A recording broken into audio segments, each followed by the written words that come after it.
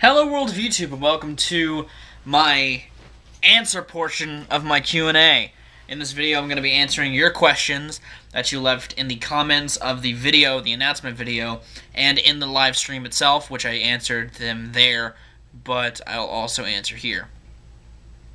And before I get into the actual answering part, I want to thank you guys, to those of you who did actually come out, and I want to thank, because it was a fun time, and I will be doing more of these in the future. But I also want to thank Goofle11, who suggested plug.dj, because Turntable FM doesn't work in the UK, and I was like, I'm going to try this out and see how it works.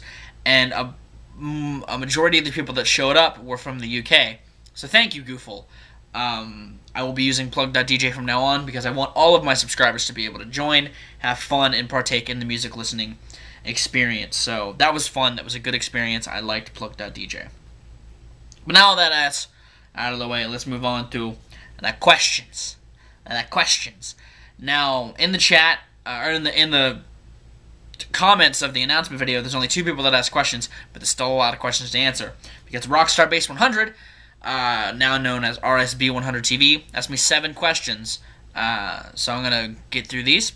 His first question: a band and an album that I used to like, but now hate. Now this, I actually thought a lot about. And I couldn't really think of someone that I liked and now hate. I just thought of people that I liked and am now indifferent about. Bands like Five Finger Death Punch and Bullet for My Valentine. Basically a lot of bands that I liked in high school. I liked, but am now kind of indifferent about. Same goes for the hip-hop outfit Odd Future. Anyone from there. Earl I still kind of have interest in, but anyone else I really don't care about. I don't hate their music, but I don't care about it. I'm indifferent about it. I don't care.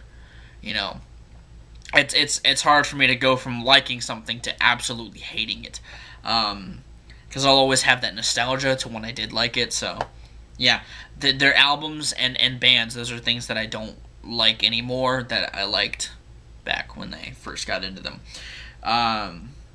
Your second, I hope that answers your question a bit clearly. I don't know, but second question: worst concert experience.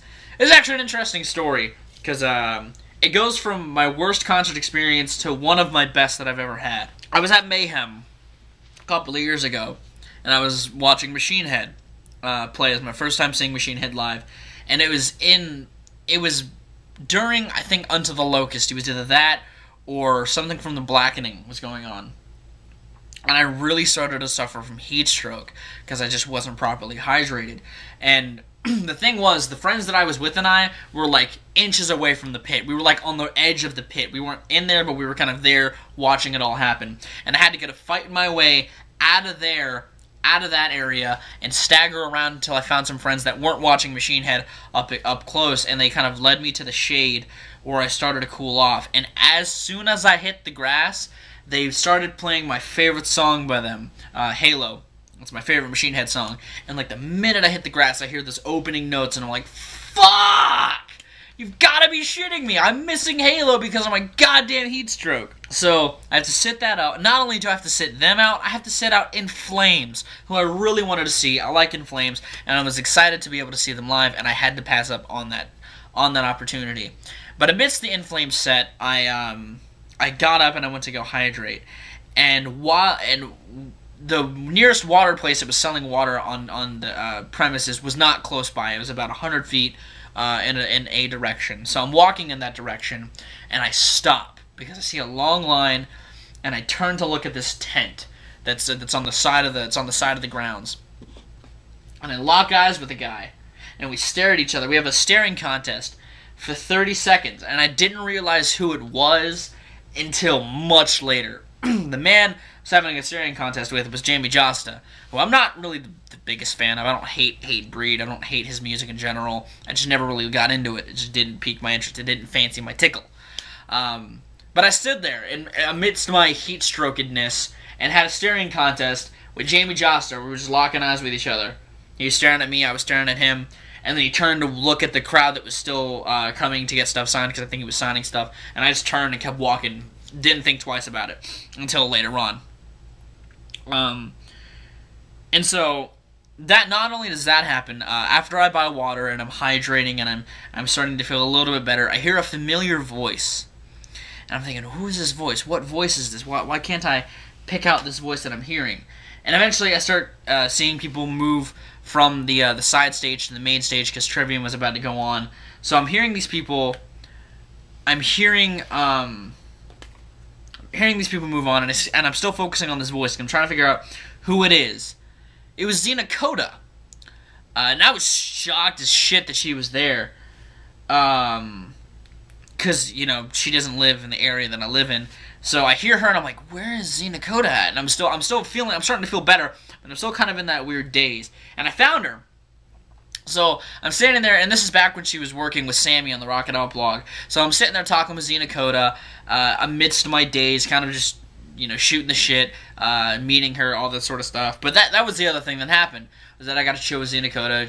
She was chill, she was cool, she complimented my Deftones shirt, and talked about Deftones for a little bit. But yeah, that was crazy for that to happen, just from like one of the worst moments I've ever had to at a concert happen to like one of the best by the end of it. It was cool. It was a cool little moment to happen to me. Yeah. And then I went and watched the rest of the bands after that. So yeah, that's that. 3. Favorite album of the year so far. This gives me a chance to promote this. I did a list on Rate Your Music of my top 11 records of the year so far. If you want to see it, it's linked below. I am going to spoil what number 1 is, so if you want to see what that is, pause the video and go check it out. Because I list all 11, why they're on there, what I like about them, all that sort of stuff. So yeah, pause the video if you want to see that. But if you didn't pause the video, my number 1 record of the year so far is Constant Energy Struggles by Seth's Crew. Love that record. They weren't the only duo this year to blow me away. But they were the first, and they did it really well. I'm still hooked on this record. Seven Chakras, my favorite song of the year so far. I love this record. I love the beats. I love the way that they play off each other. I love the lyrical content. I love them as spitters. It's just great. I love that record. It's fantastic. One of the best Strange releases I've heard in a long time. So yeah, that's that. As for least favorite album of the year so far, which is your 4th question, that's simple. Temper Temper by Bullet for My Valentine. That record sucks. Don't get it. It's bad. It's not even just a bad Bullet record, it's a bad record. It's overly cheesy, really stripped down, and it's bad. It's just bad. It's a bad record. Don't get it. It's horrible. It's a horrible experience. I reviewed it on video, but that's on my Mac, and I don't have the footage, so I might have to, if I can't get my footage off my Mac hard drive, I might have to re-record that whole thing, which would be an awful, awful, awful, awful time. If you still even want to see me review it. If you do, let me know. I really don't want to listen to it again. Either way, that's my least favorite album of the year so far. Your 5th question, thoughts on the new Orphanland album, All Is One. Don't have it yet. I really want it, but I don't have it yet. I love Orphanland, one of my most anticipated records to hear throughout the rest of the year. Haven't heard it yet. 6th, what's my favorite Doors album or song? Favorite album is probably the first one, because it has my favorite song of theirs, The End, which I think is like the pinnacle of their excellence as a band. I think it's just a fucking great song. I love the Doors. I think they have a very good catalog, but that song is just fucking awesome. It's fucking amazing. It shows what they could do when they want to do something ambitious in a song, and I think it's great. It's a great closer too. It's a fantastic closer. Very dreary, depressing, but awesome. I love The End and the first record by the Doors. Your last question. Thoughts on the new Sabbath album? I don't have it yet. I wasn't that, excited for it. Like, I was like, yeah, cool, new Sabbath. Awesome. Might get it, but I haven't. I mean, if I listen to it, I might make a review of it, but I don't know. It was a record that I was like, huh, that's interesting, but I didn't get it. Yeah. I've heard it's good, which is good, but I just haven't gotten it. So those are Rockstar Base 100 questions. And the last question from the comments is from Wexstarn, and his question is, why do you close your eyes when we make love? Because you won't look at me after.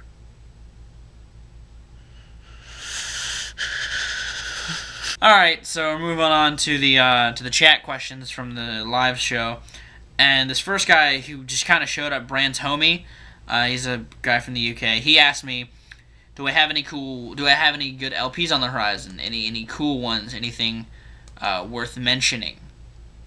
And now that you mention it, I kind of do. I have a lot of stuff that I could tell you about in this Q&A video of sorts.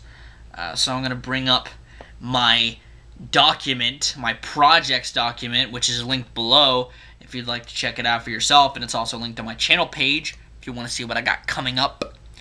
Aside from the 4 LPs that I've talked about that are gonna happen someday, the Mario Race, Pokemon, friggin' Metroid, and Zelda, those are gonna happen, I promise you. I got a lot of stuff coming up. A lot of races. I went on this kick where I wanted to do a lot of races, so those are happening. The Wexstar LP, one for my channel and one for his, those are going to happen. I also want to do an LP of Crash Team Racing in the near future. I want to do a GoldenEye race with Eric. I want to do a Half-Life 2 race with Dusty and Eric. I want to do an LP of X-Men for the Genesis. I'm going to be recording a co-op Let's Play of Kirby's Epic Yarn with Dusty. I'm also going to be doing 3 co-op LPs with Shake Pool when he's down here in the end of the month. We're going to be recording Zombies Ate My Neighbors, The Adventures of Batman and Robin for the Sega Genesis, and Halo 2 for the first of my sequel set of games. So that's exciting. Be looking forward to all of those Let's Plays, because that's a lot of stuff that I have coming up in the near future. Yeah, a lot of collaborations, so awesome. So the next question was asked by Wexstar, and he asked, Rak, are you still planning on getting a Wii U and 3DS, and any games you want for them in particular? Well, I want both. I'm not saying that I'm going to be getting both anytime soon, but I really want both. I've mentioned this a few times in various conversations in various places here. Never said it on YouTube, though. Out of the next-gen consoles, honestly, I want a Wii U. I mean, Xbox One, it looks meh. PlayStation 4, I'm not the biggest Sony guy, just because I'm not a big fan of their interface or their controller, which is a big thing when it comes to gaming. The controller has to feel right, and I've never liked Sony controllers all too much, which is funny, because it will appeal to a lot of Sony games. But anyway, I want a Wii U more than the Sony and Microsoft systems, which I guess is a good thing, because Nintendo's the contender. They've been in it for the long run. And it's good that they have a system that really appeals to a guy like myself, a guy that likes gaming a lot. And as for 3DS, I just want a 3DS. I want a goddamn 3DS. My DS Lite is broken. The triggers don't work, and I need something better, something that works. I want a 3DS so goddamn bad. It's not just because I need a new handheld system. The games look great. I mean, you have an Oot remake. You have fucking Oracle of Seasons and Ages coming out. You have a Link Between Two Worlds. And that's just Zelda. You have fucking Star Fox remake. You have fucking... You have the Luigi's Mansion sequel. You have so much good shit for the 3DS. Like, wow, it's so goddamn bad. As for the Wii U, I want some games. I mean, it's more because the game, the hardware doesn't look bad. And I like the fact that Nintendo's got games that actually pique my interest, like Zombie U, and even the Mario game to a degree. Even though I panned New Super Mario Bros. Wii on the channel. Plus Nintendo Land's fun. I played Nintendo Land, and I want Nintendo Land really badly. I just want Nintendo Land. But aside from that, I mean, it's just a console that I'm actually genuinely interested in, and I think that that's interesting coming from Nintendo. That's the biggest reason why I want one. But yeah, that's my stance on that. Wexdarn also asked in chat, what do I think of the choice for the 12th Doctor? If you don't know, recently they announced the 12th Doctor to replace Matt Smith's Doctor in Doctor Who. I won't say who it is, because I know some people want to keep themselves in the dark. Kudos to you. I'm not one of those people. I think it's a good choice. If you don't want to hear me talk about the Doctor, skip ahead in the video. I don't know. But I think it's a good choice for the Doctor. I think that we needed an older Doctor. I think that that's well needed in the reboot series. I think that it'll bring an interesting dynamic between himself and his companions, especially if Clara is his first companion, someone who is well established with this last season to be someone of huge importance to the Doctor. I was talking about how their relationship might work, and I compared it to Susan and the first Doctors, and I also compared it to Ace and the seventh Doctor's relationships. I feel like he's going to be more grandfatherly slash mentor-y to his companions, or specifically to Clara. So I like the choice for the Doctor. I hope that he does a good job. I'm excited for the new Doctor. It'll be the first time I'm seeing a regeneration happen as it's supposed to happen, like within the time frame of when the show airs. I'm excited just for the entire experience to witness a new Doctor firsthand. And I think that I'm going into it with high hopes, because the actor wasn't bad in what he's been in, from what I've seen. The thing I've seen being the Doctor Who episode that he was in. So I'm excited. I think it'll be interesting. I do think that they will have a lot of allegories to a certain incarnation of the Doctor. I'm talking about the Valeyard, if you don't know what the Valeyard is. And especially since Stephen Moffat is still the showrunner, he's going to Classic Who the shit out of this. So I'm sure they're going to make a lot of references to the Valeyard and his development into that persona known as the Valeyard. I personally will just be watching with hope that it's good. That's my thought on it. And the last question is kind of a joke question, but I'm going to answer it seriously anyway. Will I LP Farm Simulator? No. Just no. And that's it. That's my answers for the Q&A. Hopefully you enjoyed yourself at the event. Hopefully you enjoyed my answers. And that's awesome. That's it. 400 subscribers.